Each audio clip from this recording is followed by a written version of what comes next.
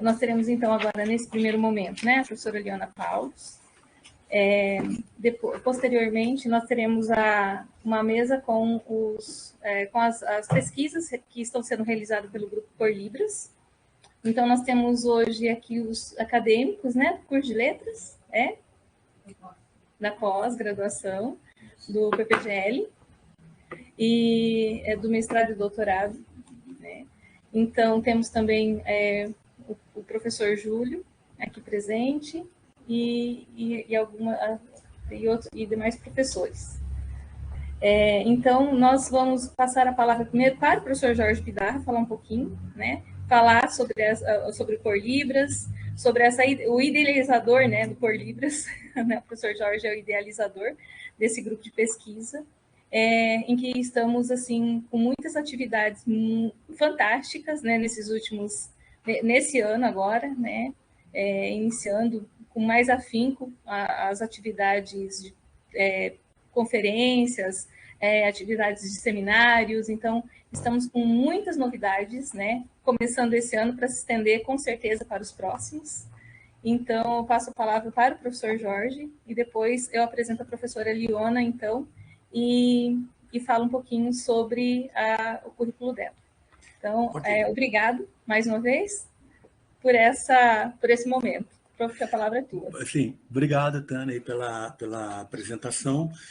Então, pessoal, de novo, sejam todos bem-vindos a essas duas atividades de hoje à tarde, já com os nossos agradecimentos à professora Liona e a todos os membros do grupo que estão aí dando esse suporte para que esse evento ocorra e a se considerar o que aconteceu na parte da manhã, agora à tarde também será muito produtiva, serão muito produtivos os nossos trabalhos.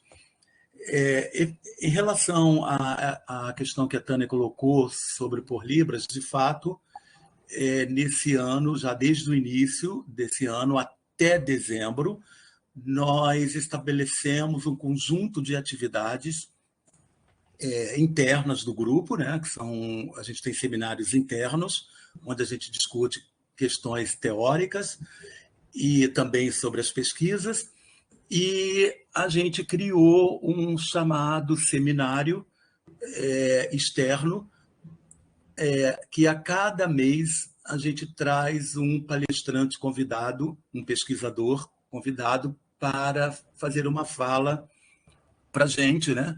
E esses seminários externos, que acontecem mensalmente, um só, a cada mês, eles são abertos à participação pública. Então, antecipadamente, a gente divulga isso, o link, aí todos também que tiverem interesse em participar, sintam-se à vontade, são também muito, muito bem-vindos para essa atividade.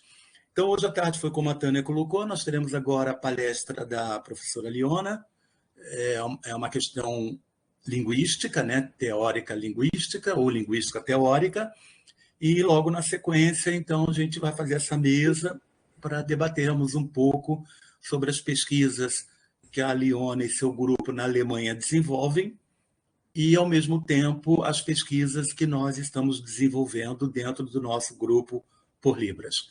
Então, vamos aproveitar, né, esse momento aí de encontro e passo a palavra para a Tânia e, na sequência, para a professora Liona. Muito obrigado. Obrigada, professor Jorge.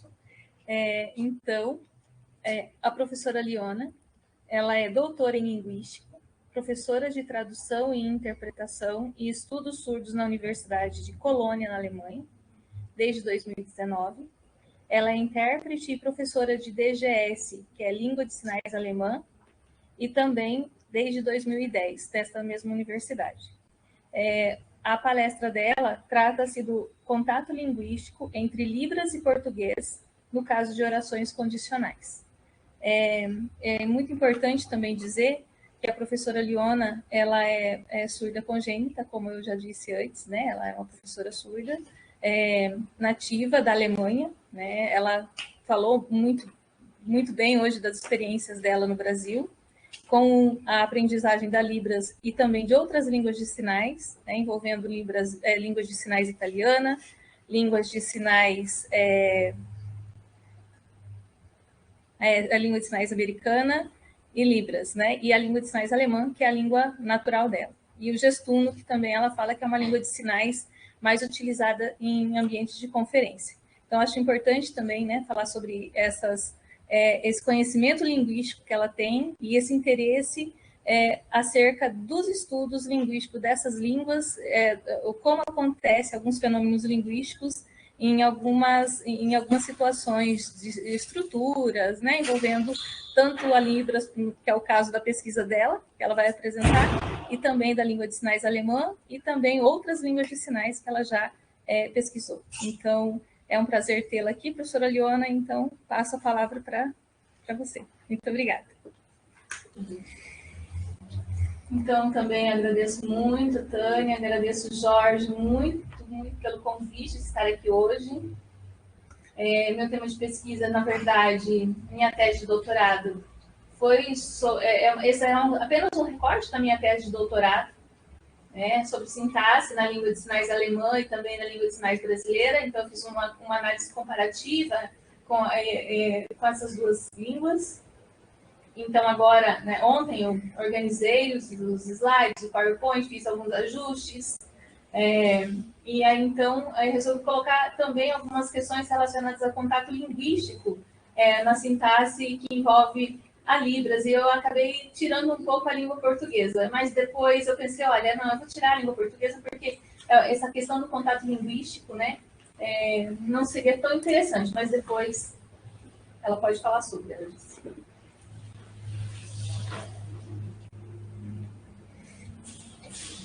Então, a primeira pergunta é... Então, sempre na palestra, eu acabo colocando algumas questões. Como se expressa o contato linguístico na Libras? Então, como é que você olha para essa língua e o contato linguístico acontece? Acontece ou não acontece? Né? De que forma?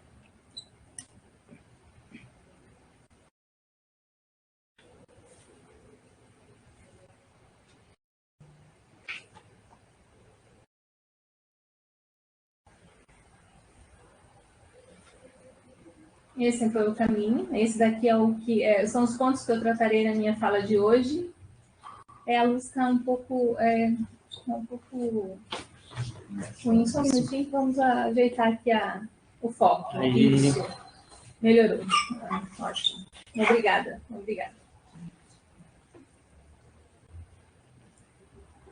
Então, primeiro, eu quero começar falando sobre essa questão sintática e segundo a questão do contato linguístico, de modo geral. E, em terceiro, vou falar sobre a minha presença, sobre o meu desenvolvimento, a pesquisa, né, o que aconteceu, os aspectos metodológicos que a minha pesquisa chegou até o momento. E também a coleta de dados, e né, como é que eu coletei esses dados, como foi, e algumas questões que acontecem na sociolinguística. Até o momento, é muito comum, né, aí no final, estou disponível para responder as suas perguntas.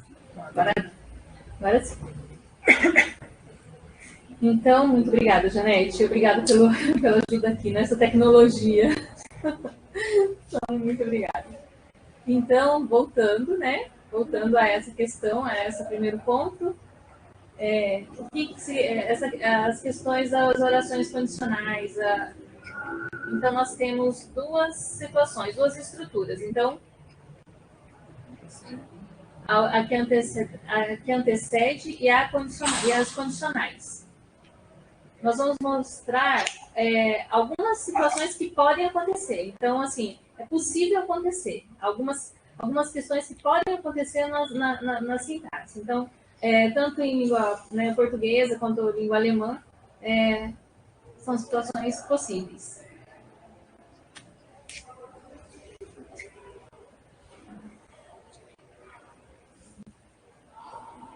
Por exemplo, como na língua escrita, né? Na língua escrita, na língua falada e escrita. Na alemã, no alemão é wenn, e no português é se. São esses os condicionais.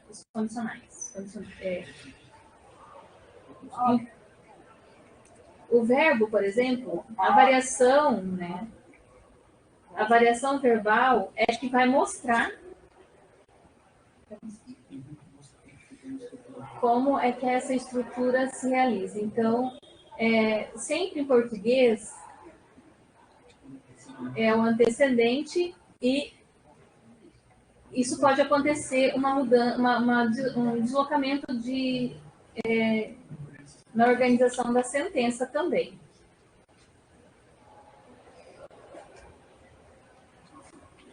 Se for uma sentença simples, se for uma subordinação, por exemplo, que significa, né? Nós temos uma parte principal e uma parte que é dependente, né? Uma oração subordinada. Então, se for interessante, então nós temos um primeiro sintagma que pode deslocar o local. Então, ele pode vir anterior. Então, como é que acontece essa troca, no caso? Como é que acontece esse deslocamento, essa mudança? Então, o factual, por exemplo, vai acontecer. Né? O que vai acontecer? Nós temos algumas situações, nesse caso, factual.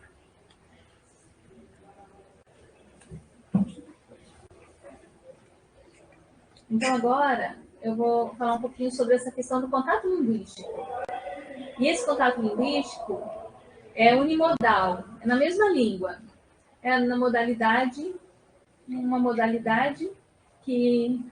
A modalidade que é a mesma língua. Então, tanto é a língua oral na língua oral, a língua de sinais na língua de sinais. Por exemplo, né, nós temos aqui no Brasil a língua portuguesa, o espanhol, né, o contato, o portunhol, por exemplo, né, são contatos aqui, principalmente aqui essa região de fronteiras, né, então pode acontecer muito essa mistura entre a língua portuguesa e o espanhol, então isso podemos dizer que é um tipo de contato linguístico. Então, na língua portuguesa tem muitos empréstimos linguísticos, por exemplo, da língua inglesa. Eu vi esses dias agora, né, que estou aqui, um novo verbo.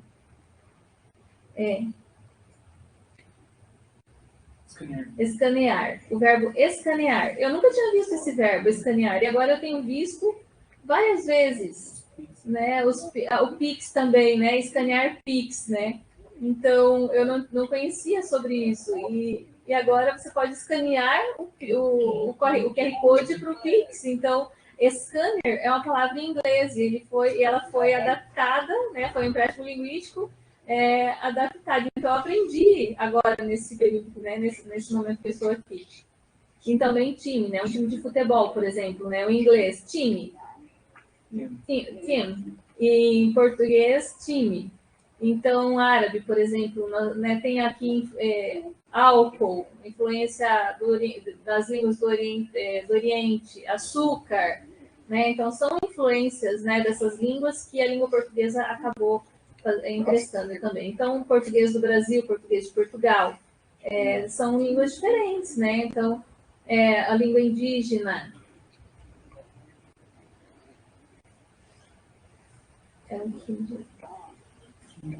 Ita. Depende muito do lugar em que as línguas, por exemplo, os animais, lagarto, né, é um empréstimo da língua indígena. Então, são empréstimos da própria língua indígena na língua portuguesa. E nessa mesma modalidade de língua, né, por exemplo, a língua de sinais, que tem algumas situações, alguns empréstimos da SL, também acontece.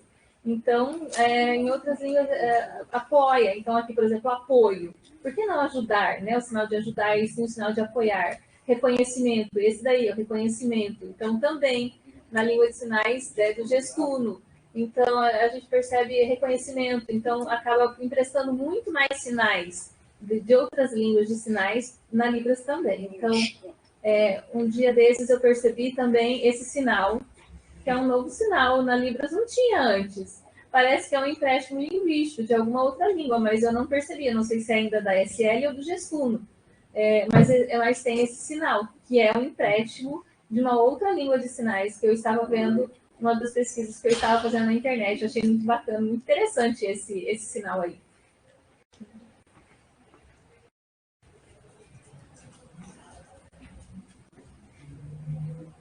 Então, também, um outro caminho com relação ao contato linguístico é a modalidade que é o bimodal.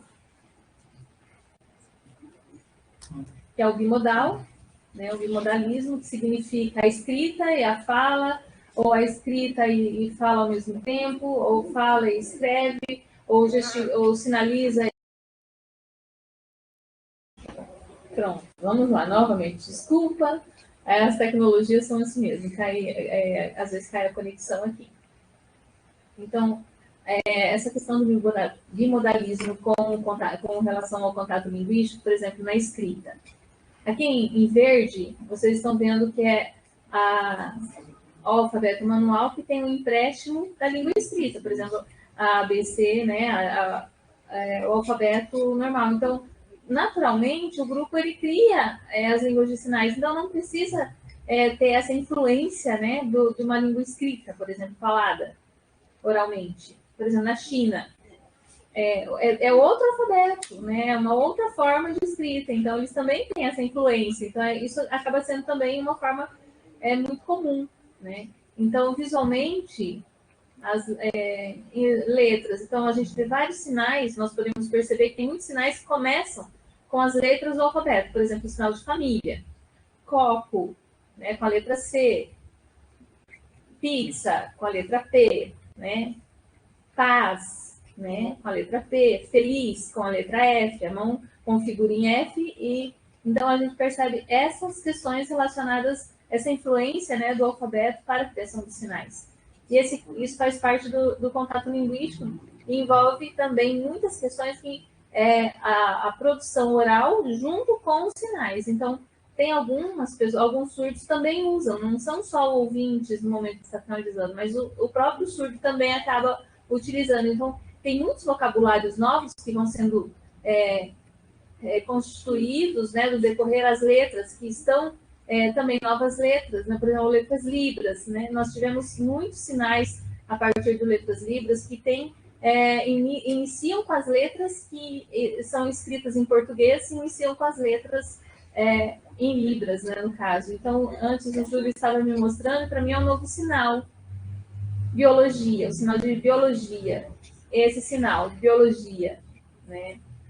Eu achei muito interessante esse sinal, porque primeiro é o animal, a vida, a forma como ele foi se constituindo, né? O animal aquático, primeiro era uma bactéria, a evolução né, a evolução desse ser, né, de um ser vivo, desde do contato com a água. Então, bio, vida, logia, significa, né, a consciência de várias coisas, né, o estudo, é uma influência que são essas influências que constituem os sinais. Ok? Tá claro essas duas questões? Então, vamos para o próximo.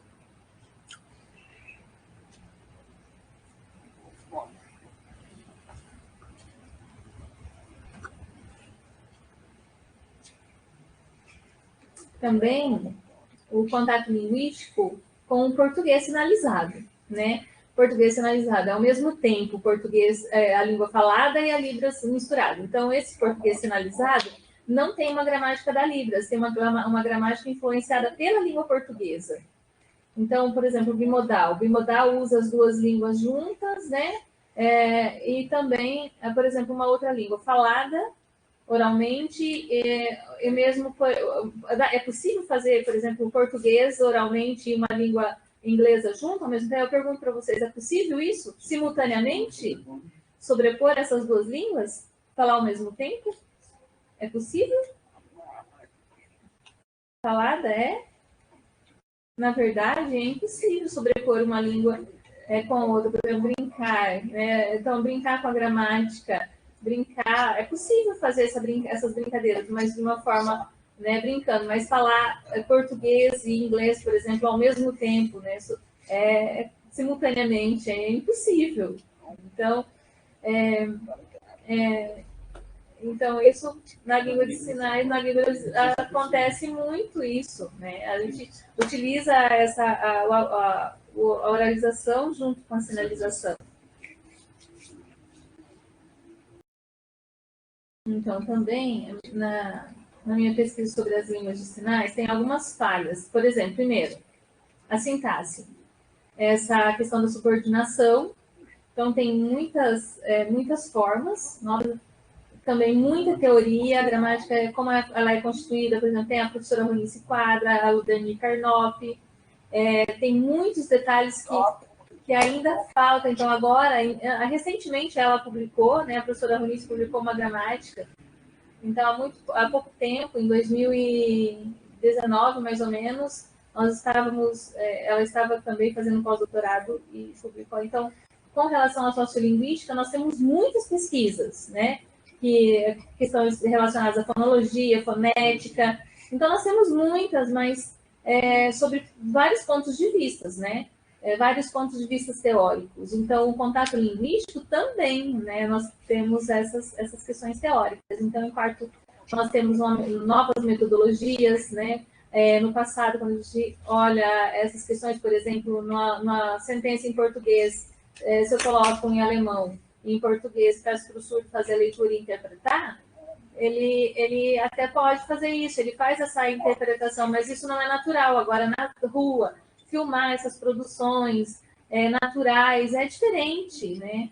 Então, quando dá uma sentença pronta para ele fazer a tradução, isso não é natural.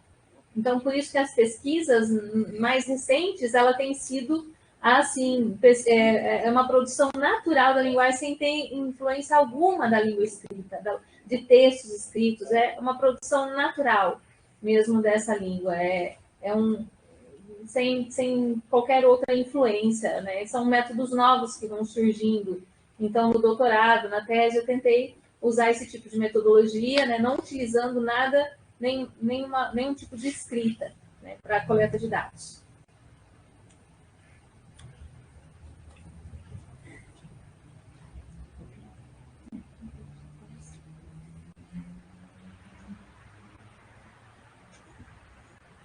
Só para mostrar aqui, por exemplo, aqui é na minha língua de sinais alemã, né? Eu só quero mostrar como é essas sentenças, né? Então, por exemplo, nós temos aqui duas sentenças. Eu trouxe dois exemplos.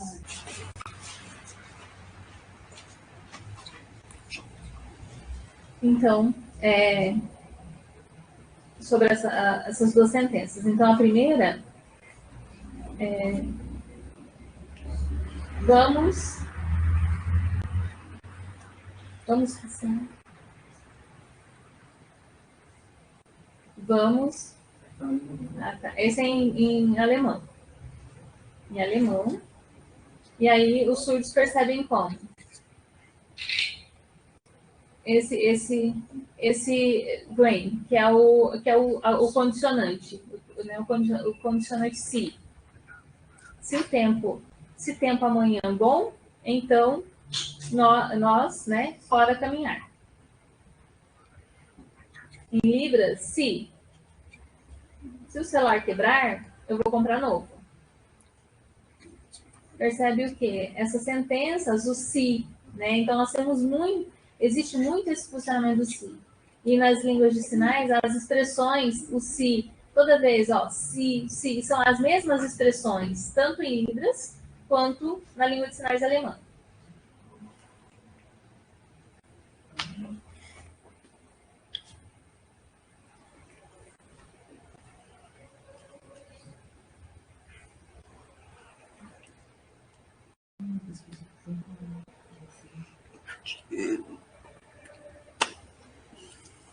Aí, não? Está passando.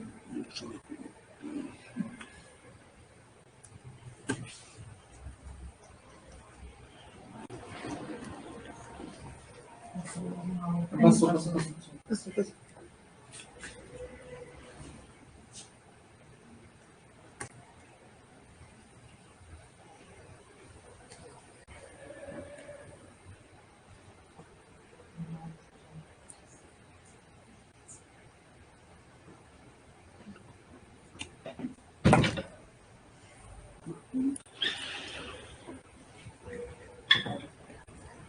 Está demorando um pouquinho. Então, só essa tabela é para mostrar como acontecem essas situações sintáticas em outras línguas de sinais. Só para mostrar realmente algumas situações na língua de sinais americana, na língua de sinais australiana, na Áustria e em inglês, BSL, e também na Índia. E também da Jordânia, da língua de sinais da Jordânia. Então, na Libras, nós vamos perceber que o si, né, quando acontece o si, A, B, C, A, o si, e em língua de sinais alemã é when, aqui. Esse é o sinal. Então, tem a influência da língua escrita. A SL e a língua de sinais australiana e a língua de sinais inglesa também tem um empréstimo linguístico da língua inglesa. E ela fica presa, F. Então, o F, F, F. Que esse F tem a mesma expressão do si, é o mesmo sinal. O F é como se fosse o si, if. Né? If. Em ASL, if também, if é a mesma expressão para todas essas línguas, quando se trata do condicionante si. Então, agora na Áustria, tem a expressão muda, mas é para baixo. A expressão facial, quando o si é realizado, a expressão muda. Enquanto as outras línguas de sinais, a expressão facial ela queixo desloca para frente, na língua de sinais da Áustria é para trás, para dentro. Então, também, nós temos outras, na língua de sinais da Jordânia também, a cabeça, né, a expressão facial deslocada para o lado, enquanto nas outras línguas de sinais são diferentes. Só para mostrar, né, esses detalhes que a gente observou. Ficou pequeno, gente.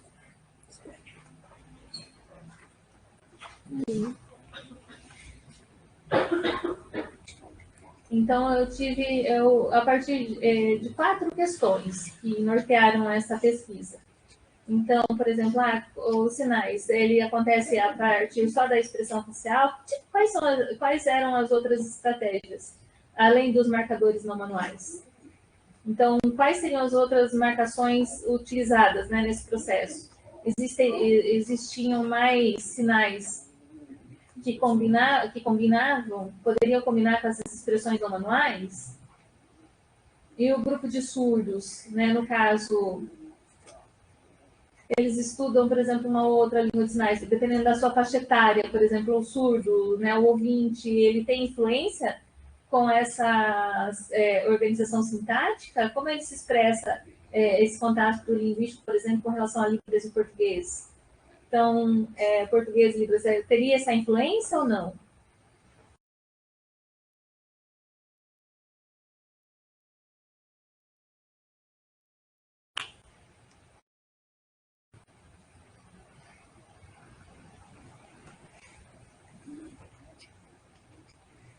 Então, eu fiz um jogo, né, um jogo muito simples a partir, a minha metodologia partiu desse jogo, que foi bastante simples. Então, peraí, gente, só um pouquinho.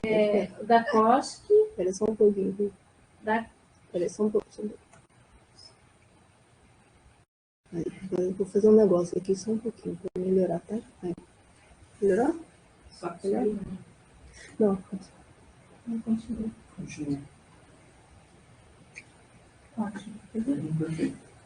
Só aqui que tá assim, tá? Uhum. A transmissão tá normal. Ótimo.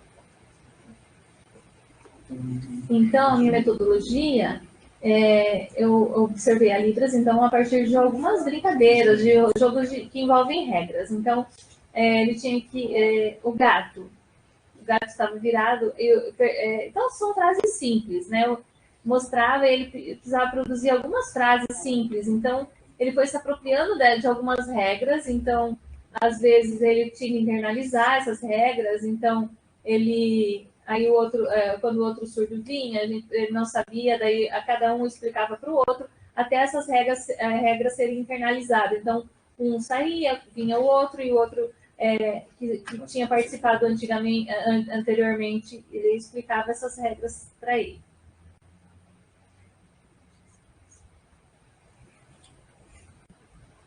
Então, eu filmei, né, fiz as filmagens, né, da participação dos surdos. Então, as regras também, não tinha as regras no papel, não. Foi só, as regras foram apresentadas apenas pela sinalização em língua de sinais.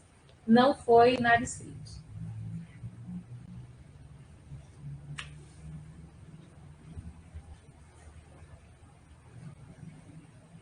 Então, minha metodologia de avaliação foi a partir do Elan, é muito trabalhoso, bastante trabalhoso. Fiz uma coleta, fiz uma transcrição de todos os dados, levei praticamente 1 ano para fazer a transcrição de toda essa coleta, né? Eu usei o programa Elan, lá, né? Alguns conhecem, é um software que usamos para transcrever, fazer os recortes e análise.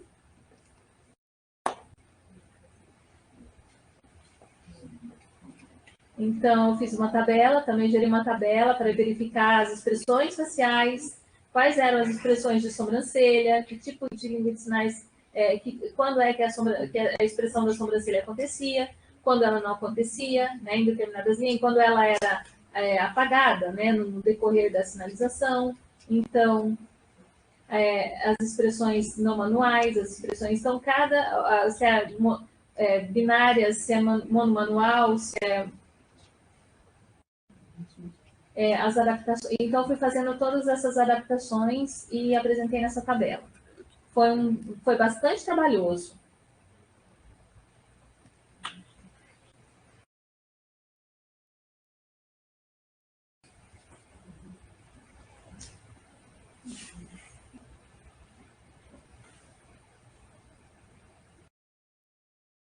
Então, na minha pesquisa, eu também...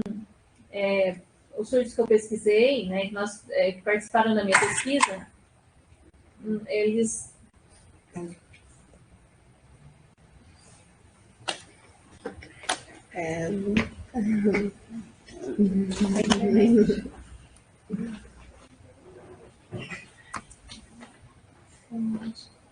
Nossa, gente, tinha que ver a internet.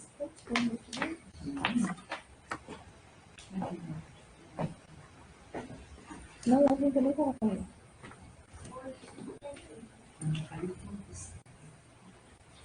Não é do note dela. É o note dela. Tá conectado com a... Mas é a conexão dela na internet. Aqui não caiu. Aqui não caiu. Ela dá todo... Muito bom.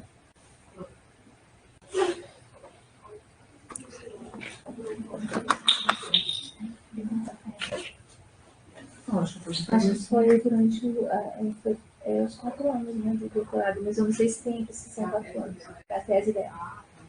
É a tese. Fantástico, né? Essa pesquisa. Tô assim, né?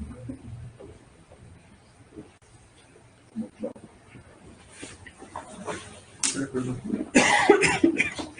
É só colocar aqui. Você quer fazer a pergunta novamente? Quem interpreta?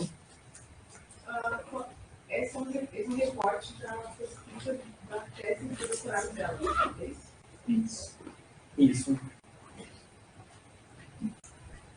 5 anos. 5 anos. 5 anos. É que a normal é 5 anos. Isso. Ok? Podemos continuar, então.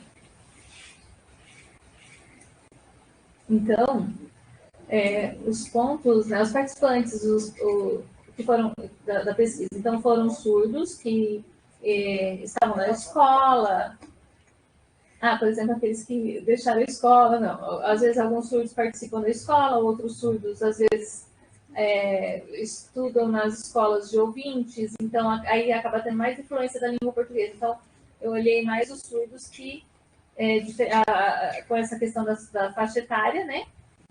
E a escola tinha que ter uma política linguística bilíngue. Então, aqueles que têm influência também da oralização, aqueles que são têm uma idade mais avançada, eles oralizam mais, né, do que aqueles que não tiveram tanto contato assim com a língua portuguesa. E os que falavam acabavam interferindo no resultado. Então, teve algumas variações também aos acadêmicos, né?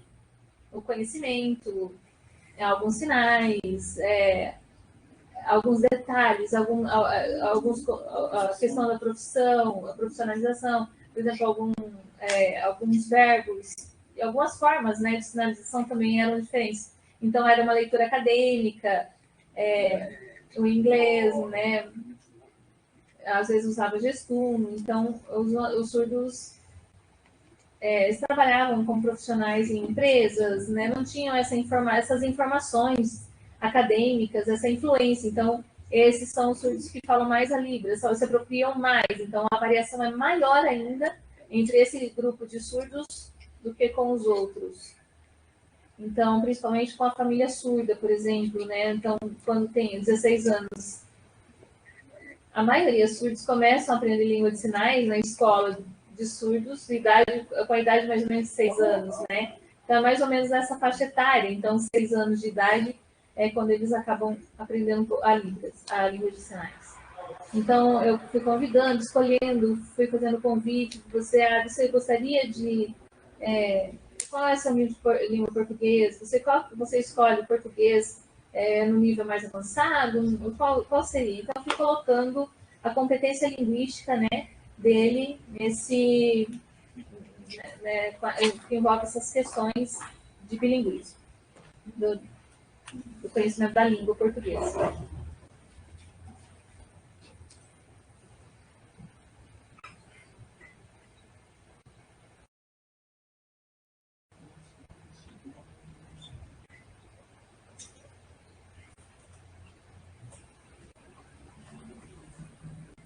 Então, os surdos que foram participantes dessa pesquisa, né, a maioria, 18 anos, são brasileiros, né, acima de 18 anos, brasileiros, teve 8 homens e 8 mulheres e 10 homens, a idade foi entre 38 anos, mais ou menos, né, a idade, com relação à língua de sinais, já a maioria da aquisição foi entre 9 e 6 anos, né, então aqui é um pouco mais, aqui foi com 9 anos, a maioria deles, a aquisição mais tardia do que na Alemanha, né, no Brasil.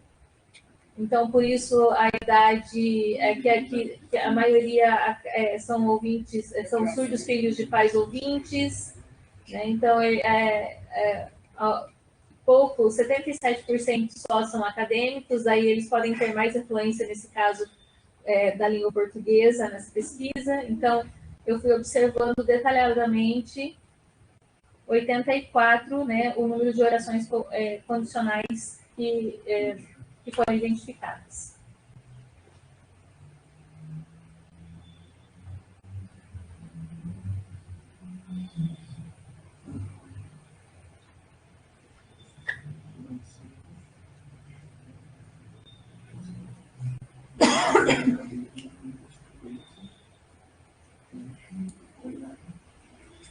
Antes eu expliquei, né, sobre a sentença da subordinação, né?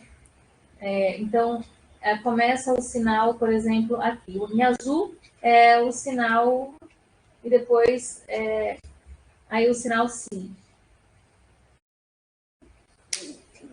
Então, 100% a sentença tem essa expressão que envolve a expressão da sobrancelha, movimento no manual de cabeça, né, do tronco, o olhar, o olhar com relação ao espaço, e 14 são outras situações.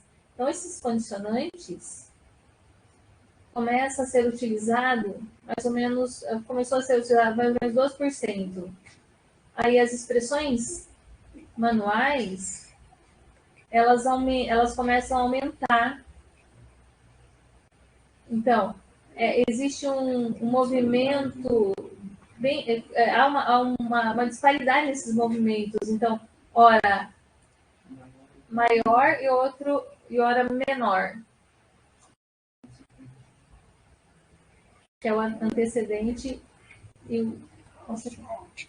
Então, em Libras só tem o sinal si, tem outros, por exemplo, que envolvem as expressões, ou uma única expressão facial junto com o sinal si.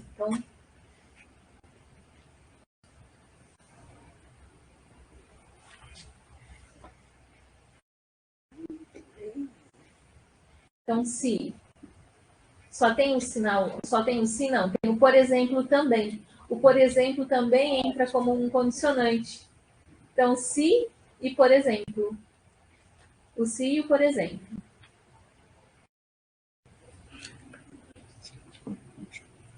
Então, em Libras, por exemplo, olha, antes eu mostrei, né? Não tinha um sinal, que não tinha sinal. Então, tem o sinal.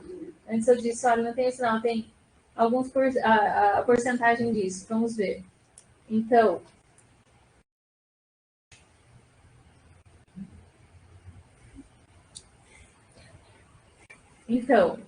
o português usa então, e o surdo faz então. É gestual, tem uma influência aí na língua portuguesa. Então, tem muita influência o significar também. Então, o sinal de significa avisa e faz essa parada, recorta a sentença, né, ao meio. É como se fizesse uma parada na sentença para fazer o significado.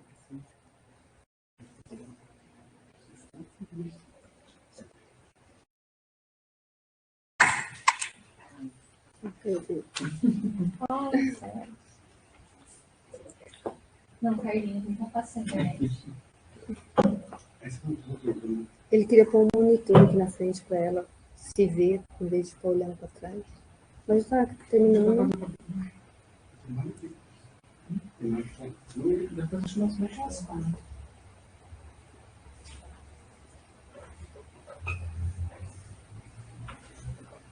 Então, paciência, gente, vamos lá. Então, alguns detalhes com relação à idade. Então, tem 3 grupos. Tem um grupo mais jovem, 18 anos, até mais ou menos 31, e tem um outro, esse usa muito si, e o outro tem um grupo que usa menos, né? Tem idade, então tem mais, se apropria mais da língua de sinais, mais da Libras, né? Então, quando se apropria, quando tem mais fluência em Libras, usa mais a expressão facial e menos o sinal si.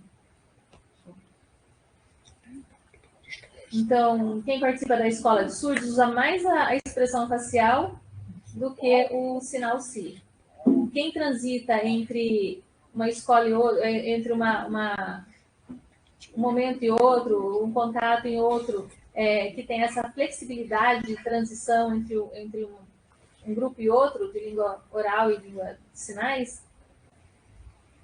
Então, também a profissão, o trabalho, né, o faxineiro, não nível acadêmico, qualquer empresa usa muitas expressões faciais.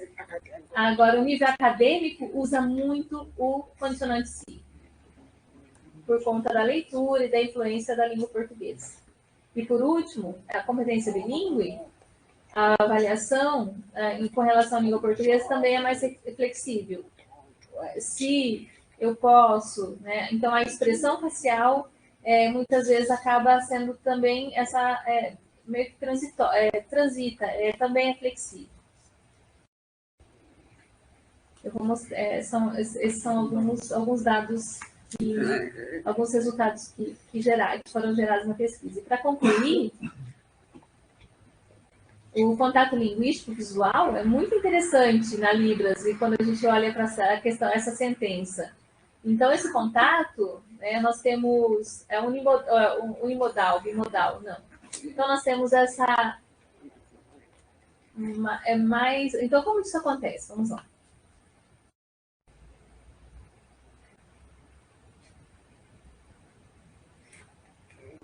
Porque o dicionário lá do INES, o dicionário da Gama, né? Ele parece que foi uma cópia da língua de sinais francesa e foi adaptado para algumas situações da filologia. Quando ele veio para o Brasil, né, o Pellissier fez na França, quando ele veio para o Brasil, ele trouxe o dicionário, aí foi feita uma cópia praticamente desse dicionário com adaptações para a língua portuguesa.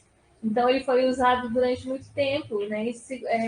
Mas essa questão da gramática, então, esse era o si, esse era o sinal de si, na época da Gama, 1875.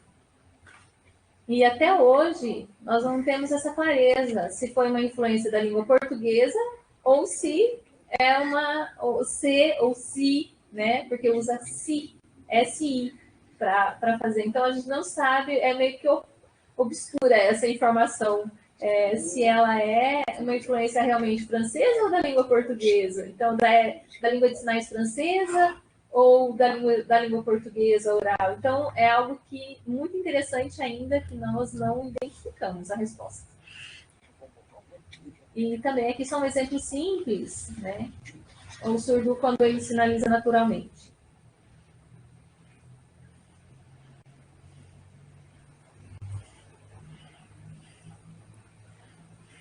Vou colocar mais uma vez. Ó, si. Só para vocês observarem a realização do sinal si.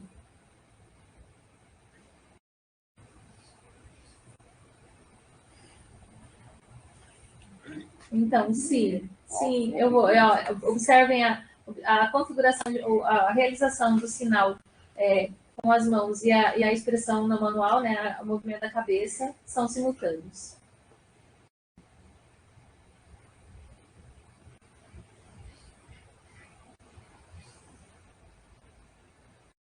E aqui, muito interessante a questão da questão bimodal. Então, os surdos, eles usam muito a expressão boca, porque o verbo,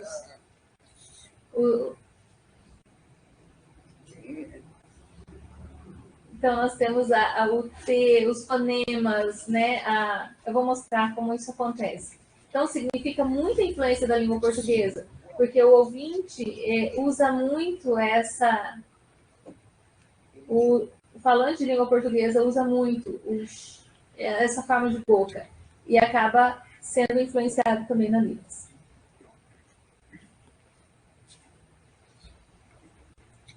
Por exemplo, uma marca, é como se fosse uma marca. Um jogo é um momento, né, de mostrar uma palestra, uma brincadeira, são as regras, então combina. Quando você está mostrando, o ouvinte fala, por exemplo, isso. Então, acaba marcando muito tem muita essa influência também, né, na percepção do discurso do surdo.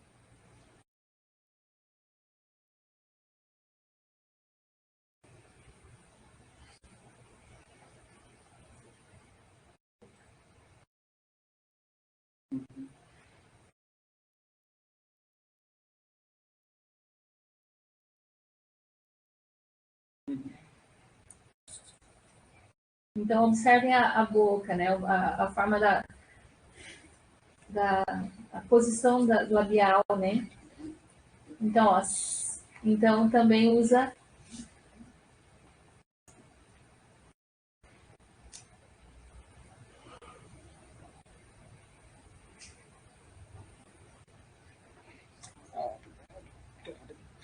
olha só, o significado, né? Então, quando significa, ó, tinha, então toda vez que vai usar o t, então usa o t, né? A expressão labial, a mudança labial por causa do t. Ó, observem.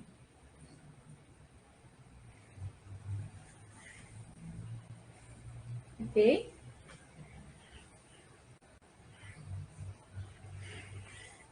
Então, para finalizar,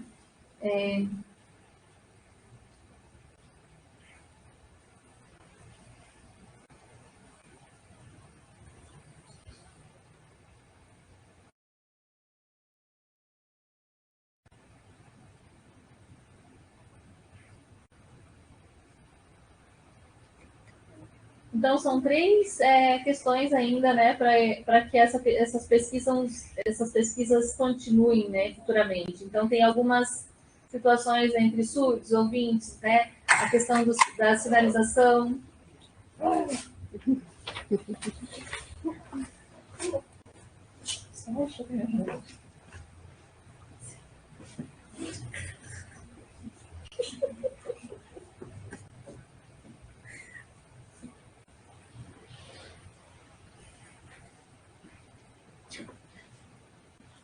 Ok. Então, a primeira questão que fica para, né, continuar essa pesquisa, essa distância. Então, nós temos então, são muitos surdos que convivem em outros meios, né? Na Indonésia, na cidade Karakoram, tem uma cidade que não tem influência de nenhuma língua oral e escrita. É só a língua de sinais. Muitos deles, inclusive, são analfabetos. Então, eles usam muito só expressão, muitas expressões, Então, aí são outras estratégias. Né? Então, talvez ele tenha outra estratégia, né? Há outras formas de mostrar essa situação. Então, são influências diferentes. Então, eu não sei como isso acontece. Então, e aqui no Brasil, os surdos também. Tem alguns surdos que não conhecem, não sabem ler, escrever. Alguns foram pouco tempo para a escola e também não sabem. E daí, como é que eles sinalizam? Eles sinalizam sim ou não? Como é? Eu fico pensando muito sobre isso. Eles tratam esses condicionais na expressão facial somente, né? Nas expressões não manuais? Como é que é? Né?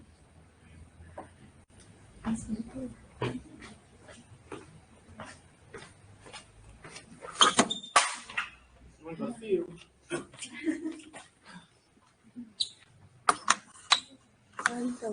Não está usando?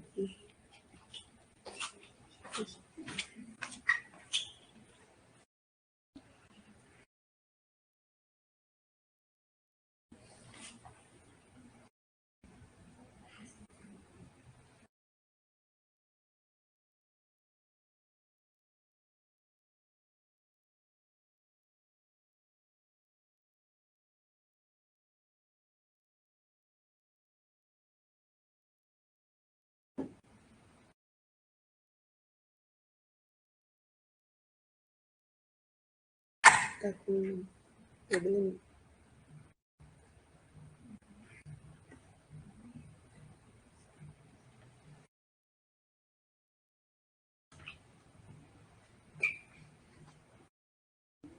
E por último, então, terminando aqui, né, eu agradeço muito pela atenção de vocês e estou aqui pronta para responder as perguntas.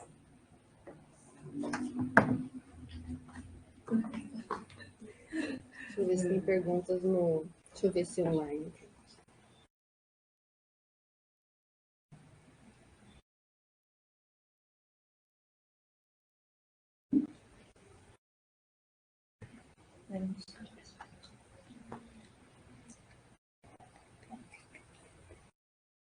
Oi, pessoal, posso me manifestar? Só um minutinho, professor, deixa eu abrir a câmera para... Ah, tá ok. Eu traduzo aqui. Tá bem.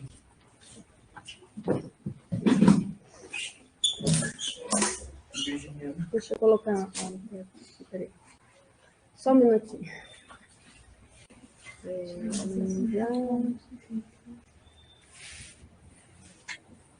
Vou tirar a apresentação, vou colocar aqui.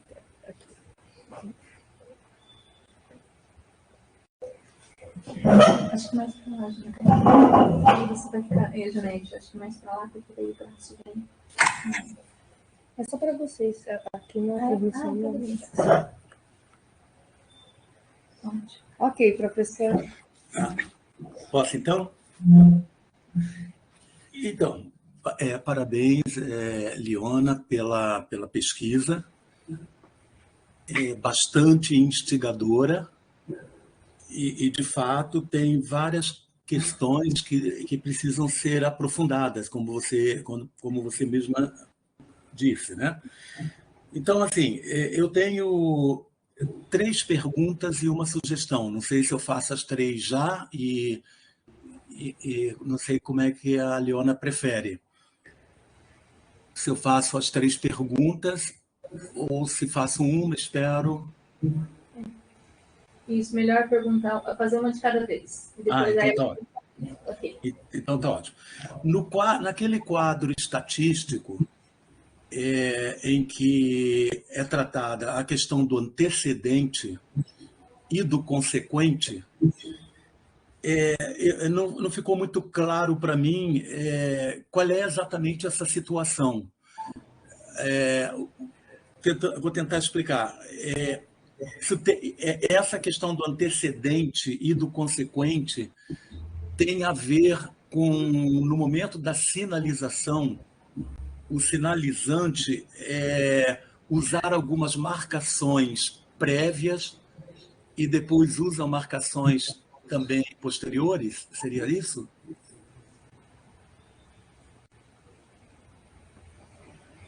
Então, essa subordinação, né, do antecedente e do consequente, o corpo tem muito a ver com a questão do corpo. Então, por exemplo, aqui é a posição do corporal, a posição dos não manuais. Então, é como se houvesse uma quebra na sentença com a marcação do corpo. Por exemplo, está olhando aqui para um ponto e depois dá essa quebra e olha para um outro ponto. Então, há uma quebra na sequência da sentença, da sinalização. Quando acontece essa mudança da expressão, na prosódia, é como se fosse a prosódia. Então, numa estrutura, né? Aí você faz um tipo de expressão no manual e daí é como se você estivesse avisando, assim, o modo de como está acontecendo. Você está avisando, depois essa quebra e ele continua e depois aí explica, né, o motivo do fato, por exemplo. Ficou claro? Ficou claro. A segunda questão é com relação à idade dos participantes da pesquisa. Então, a minha questão é a seguinte: você observou ou observa uma diferença assim, marcante em relação à influência da língua portuguesa? Em que faixa etária? Mais na faixa etária acima de 18 anos, na faixa etária mais de crianças? Basicamente, em que momento essas marcações, essas influências do português estão mais presentes?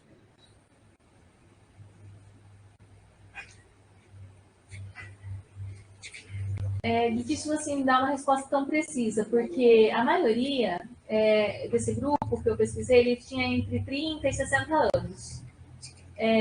Acima de 60 anos, só tinha 3 surdos, tinham poucos surdos, então eles não tinham muitas respostas, então não tenho assim, né, preciso aprofundar, chamar mais participantes, né, no caso, para ter mais dados, né, no caso, mais filmagens, mais produções, né, com idade mais avançadas, para a gente também ter essa...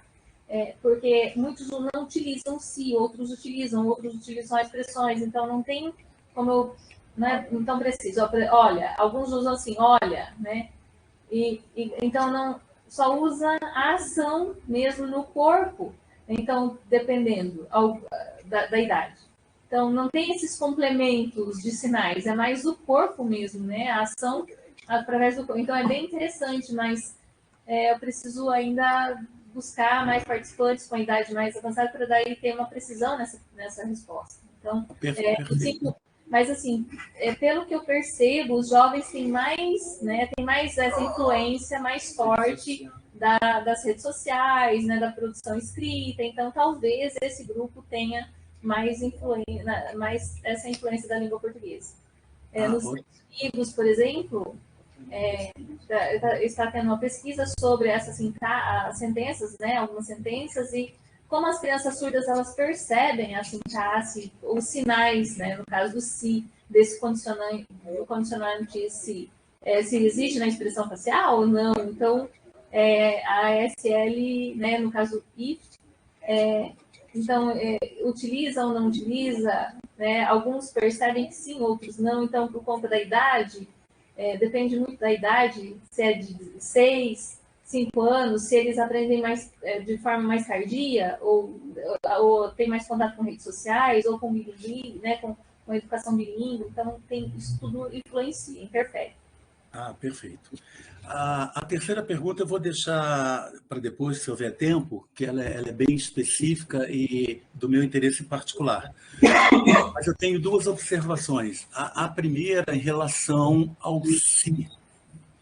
Né? Há pouco tempo eu tive informação a respeito desse uso do se como uma condicional e eu achei assim estranho, né? Bom, porque se, quando se na língua portuguesa é um pronome reflexivo, né? E não é exatamente um condicional.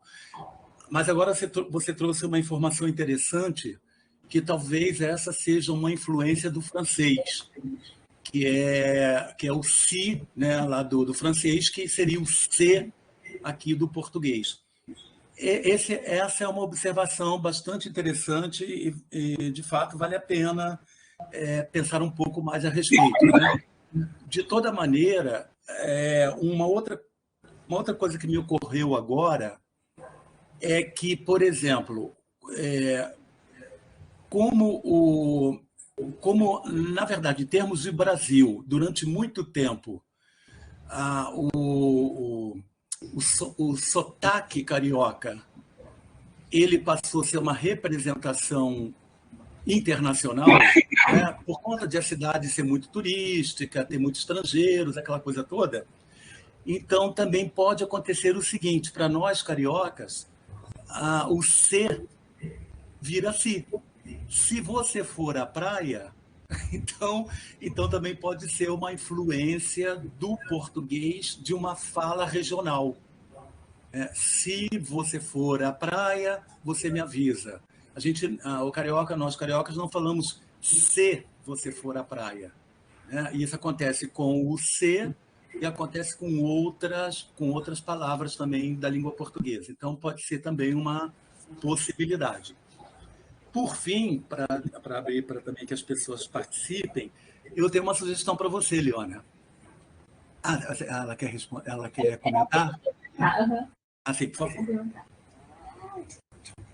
Boa sugestão a sua, porque o INES realmente é no Rio de Janeiro, então pode acontecer essa influência também, né? Boa observação a sua, porque eu acho que talvez assim a língua portuguesa, né, não escreve, teve uma reforma ortográfica, né, também, mas se o C, né, mas não ter, talvez passou por uma reforma ortográfica, mas ou não, assim como acontece com o português, talvez tenha acontecido também com a língua de sinais. Então é bem interessante a sua observação. É verdade, é interessante.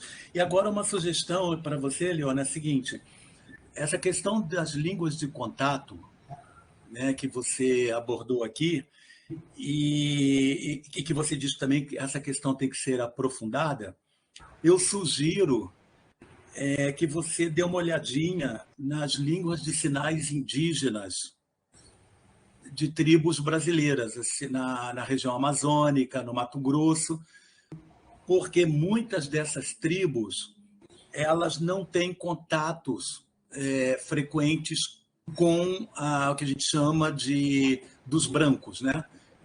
Não tem contato com pessoas dos grandes centros, da cidade e tudo mais. Então, talvez seja uma fonte de dados interessante para você ver como é que os surdos indígenas, a partir da língua de sinais que eles usam, como é que eles trabalham essa questão das condicionais.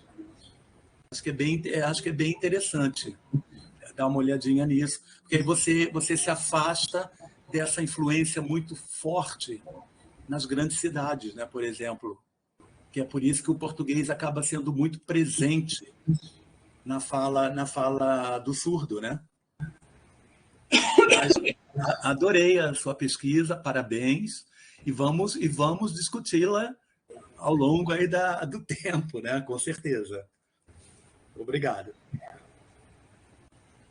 Foi um prazer, é verdade, você tem razão sobre a questão dos índios, né, das tribos e as cidades também, né, as cidades menores que têm grupos de surdos com menos contato, né, talvez, e tem poucos surdos, alguns são mais distantes, tem alguns grupos que tem um grupo que eu fiquei sabendo que tem 9 índios surdos, então, eu preciso de ver toda essa questão ética para fazer essa pesquisa. Então, eu preciso de verificar também essas estratégias, né, futuramente, para eu ter essa possibilidade de fazer esse tipo de pesquisa também. Eu achei muito bacana a sua sugestão. Obrigada.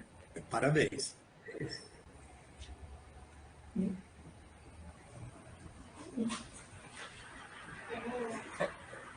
Pode falar.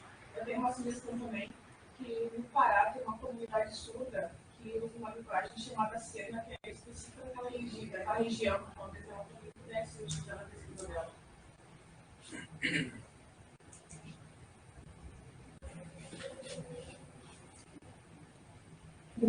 É um grupo do Piauí, isso. Do Piauí, sim.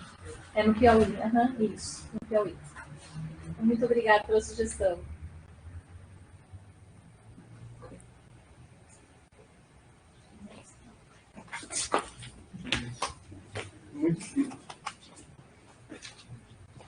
Parabéns, Leona, pela sua palestra. Nossa, maravilhosa suas colocações. Eu não tinha percebido sobre isso. Eu tenho, durante 22 anos já que eu estou aí envolvido com a comunidade surda e, assim, estudando, lutando, militando, e eu nunca tinha observado esse tipo de situação, não tinha percebido isso que você trouxe. Sempre, parece que é tão natural a gente usar por exemplo, usar o se, eu tenho percebido isso, né, na academia também, e agora a sua pesquisa mostra uma série de coisas e muitas provocações. Quando você fala aqui do se, né, numa sentença, e ela marca, como ela marca no sentido passado, futuro, em que situações você observou que ela começa, por exemplo, se estiver chovendo, eu não vou. Então, isso acontece mais em situações que já aconteceram ou que vão acontecer? Situações, sentenças que marcam o passado ou marcam o futuro?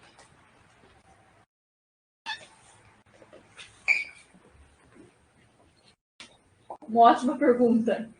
Porque eu já li alguns textos também, que houve algumas pesquisas que mostraram a questão da expressão facial, sabe, no passado. Então, a expressão facial ela vai marcar o olho, a forma do olhar, né, marca essa possibilidade do passado.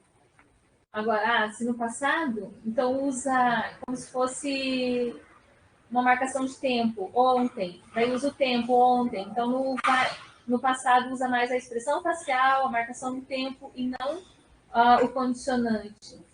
Né? Então, usa mais o recurso corporal, né? Mais represo no recurso corporal do que na própria sinalização, no próprio sinal. Então, a forma do olhar, por exemplo, né? A forma do corpo, mas a forma do olhar, assim, é algo que marca muito o passado, né? As sentenças do passado. Mais alguma pergunta? Tem mais alguma coisa?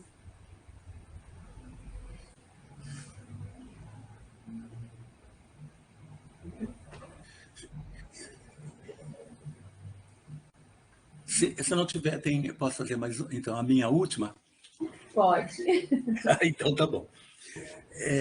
Leona, essa é uma questão que eu vou colocar, ela é muito particular e a Tânia vai já reconhecer, porque ela e eu nós estamos desenvolvendo um outro trabalho, e justamente nós estamos trabalhando em cima da gramática.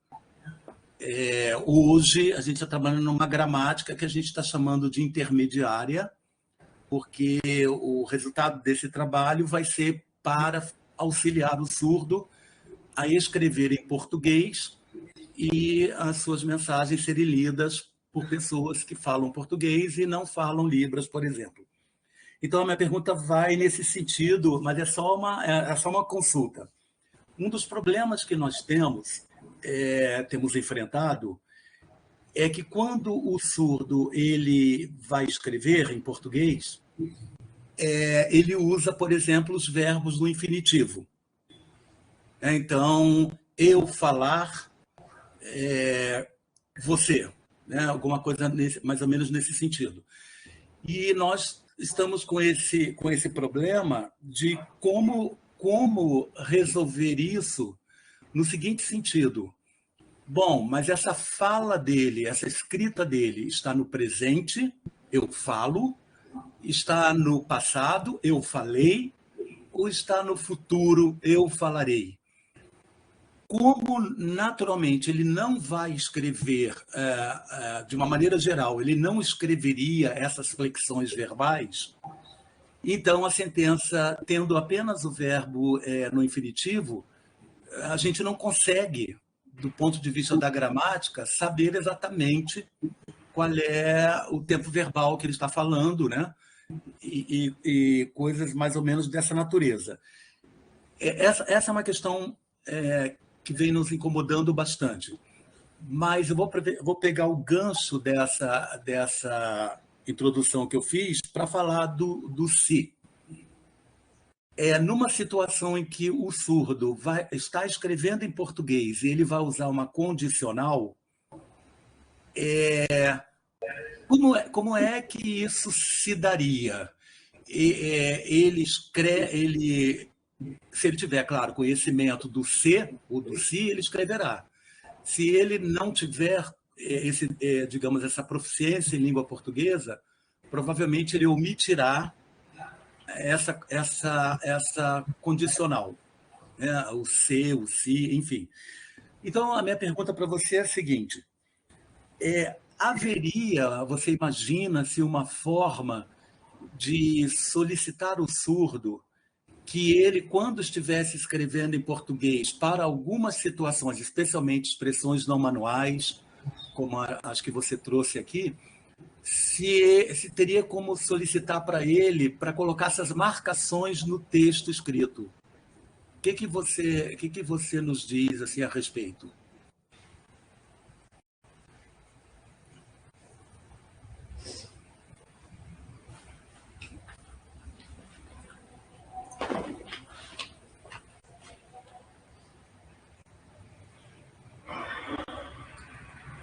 Então, nós também temos esse problema na Europa com relação à escrita.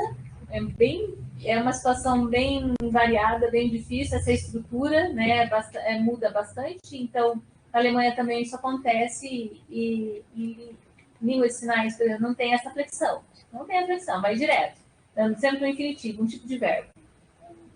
Mas o surdo, muitas vezes, não sabe a produção na hora de escrever as regras, né, por conta das regras. Então, minha opinião vamos supor, na escola de surdos, ter essa responsabilidade, né, no caso, seria importante a escola de surdo mostrar essas questões comparativas, vamos supor, né? Vamos supor que o surdo estivesse escrevendo ontem, tal, aconteceu isso. Então, mostrar que em português acontece assim, né?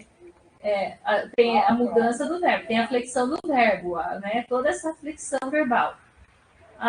Para que ele entenda. Mas, geralmente, isso não acontece. Na prática, isso não acontece. Então, essas influências, né, dos surdos, quando o surdo vai escrever uma mensagem no celular, acaba tendo essas manifestações. Né? Então, o surdo ele acaba utilizando muito como se fosse o português sinalizado, né, no caso. Ele vai escrever o português sinalizado.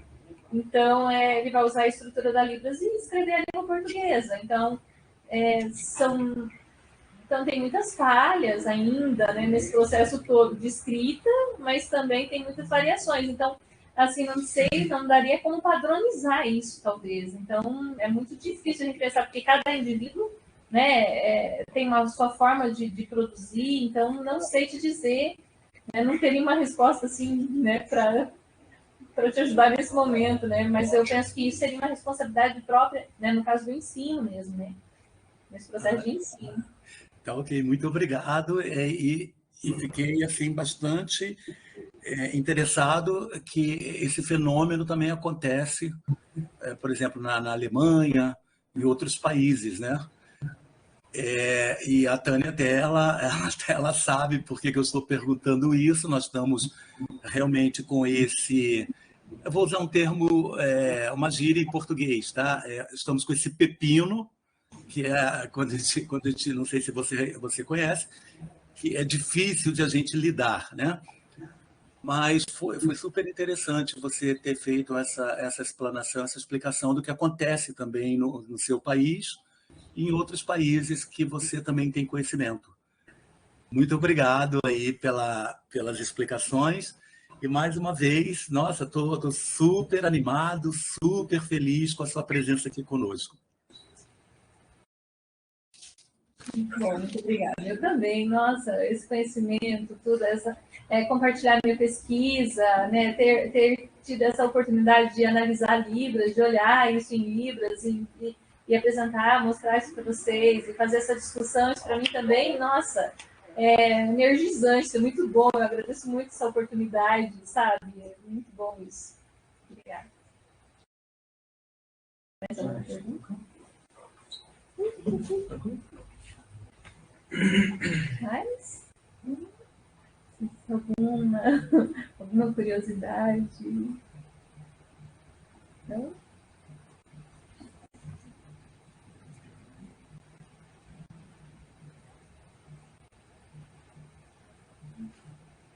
Deixa eu ver um instantinho, mas acho que então... deixa eu ver. Ou então.